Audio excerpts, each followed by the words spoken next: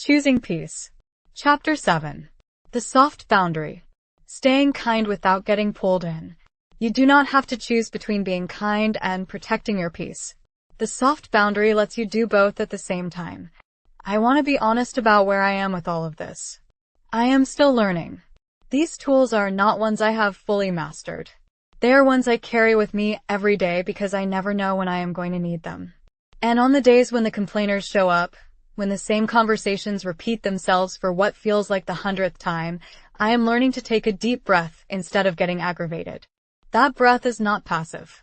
That breath is a choice. It is me deciding in real time that my peace is worth more than my reaction. The tools in this chapter are not for people who have it all figured out. They are for people who are still in the middle of figuring it out, which is exactly where most of us are, and exactly where these tools do their best work. You do not have to be perfect at this. You just have to keep practicing. What a soft boundary actually is. When most people hear the word boundary, they picture something hard and declarative. A firm no. A difficult conversation. A clear line drawn in front of someone that they either respect or cross. Sometimes that kind of boundary is necessary, and we will talk more about that in Book 2 of this series. But there is another kind that serves you just as well in most everyday situations and requires far less confrontation. The soft boundary. A soft boundary is not a wall. It is a filter. It lets warmth through while quietly blocking the drain. It allows you to stay kind, stay present, and stay connected without absorbing what is being sent your way. It looks like a gentle phrase that acknowledges without amplifying. It looks like an internal shift that keeps their energy from becoming yours. It looks like a breath taken before a reaction and a choice made in that breath about how much of yourself you give to this moment. Soft boundaries are not weakness. They are one of the most sophisticated social skills a person can develop. Your power words. Before we go into specific tools, I want to talk about power words. Power words are the phrases you carry with you as daily reminders. Not scripts to recite robotically, but anchors that bring you back to yourself when the pull of someone else's energy starts to feel strong. They work because the moment you feel yourself getting drawn into a draining dynamic, having a word or phrase already loaded and ready short-circuits the automatic reaction. Instead of responding from irritation, you respond from intention. Here are some power words and phrases worth carrying. Read through them and notice which ones land for you. Your personal set will be slightly different from anyone else's because they need to match your voice and your situation. For staying grounded when someone complains. I hear you, I hope it gets better, kind, complete, and closing. It acknowledges without inviting more. After this phrase, you are allowed to redirect or disengage entirely. That sounds hard. Simple empathy with no door left open. You have recognized their struggle without volunteering to carry it. I hope things turn around for you, warm and forward-looking. It ends the exchange on a gentle note without extending it. For redirecting without drama. Anyway, how are you doing otherwise? A gentle pivot that moves the conversation forward without making the other person feel dismissed. I have to get back to something, but I am glad we connected. A graceful exit that is honest and kind without requiring explanation. Let me know how that works out. Signals closure on the topic without shutting down the relationship. For your own internal anchor. This is their energy, not mine, the most important pivot of all. Said silently to yourself the moment you feel the pull beginning. I choose my peace. A quiet internal declaration that reminds you what you are protecting and why. I am not required to carry this. A reminder that someone sharing a problem with you does not automatically make it yours to solve or absorb. The internal pivot. Of all the tools in this chapter, the internal pivot is the one I come back to most. Here's how it works. The moment you feel your energy starting to shift in response to someone else, before you say anything, before you react, you pause internally and say to yourself, this is their energy, not mine. It sounds almost too simple. But what it does is create a tiny gap between what is coming at you and how you respond to it. In that gap, you have a choice. Without it, the reaction is automatic and you have already absorbed what was being sent before you even realized it was happening. With practice, that gap gets wider. What used to pull you in for hours starts to pass through in minutes. What used to ruin your evening starts to leave barely a trace.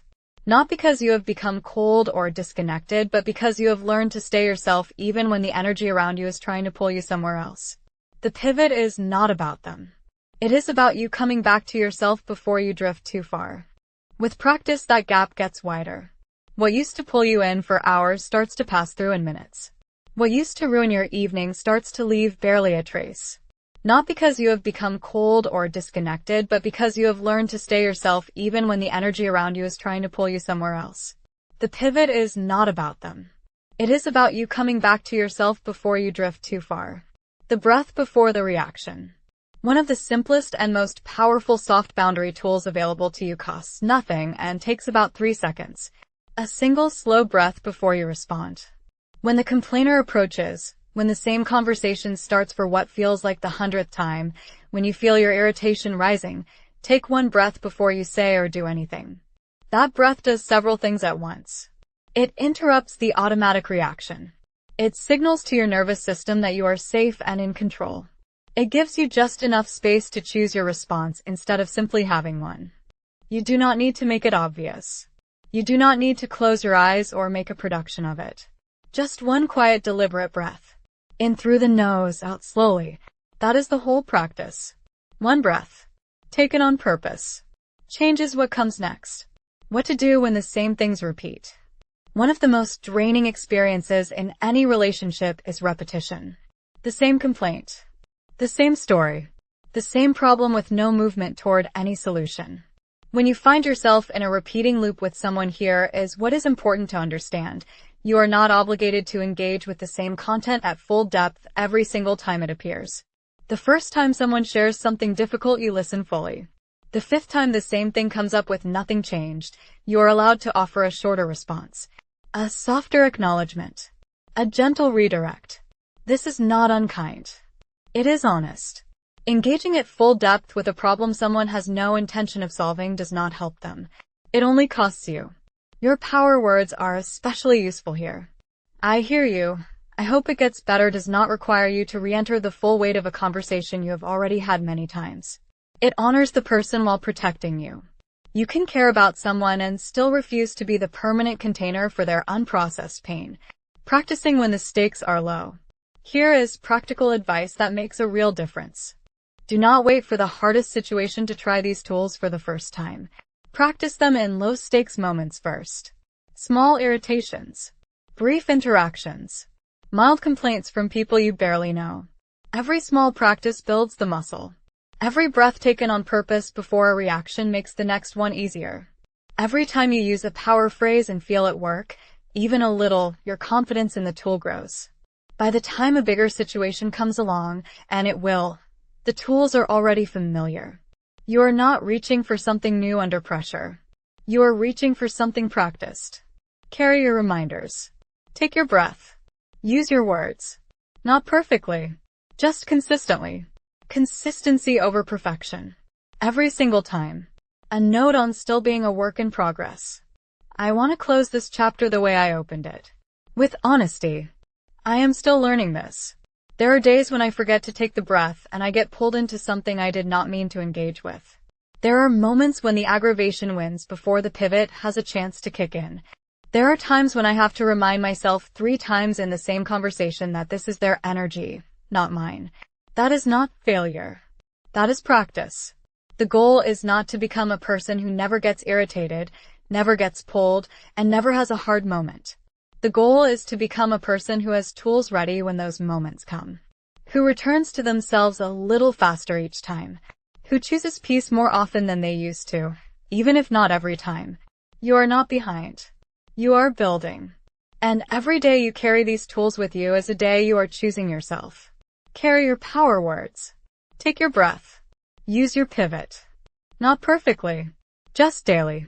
That is all this takes, and that is enough. Coming up in Chapter 8. Silence mode and why it is a superpower. How stillness protects everything you are building.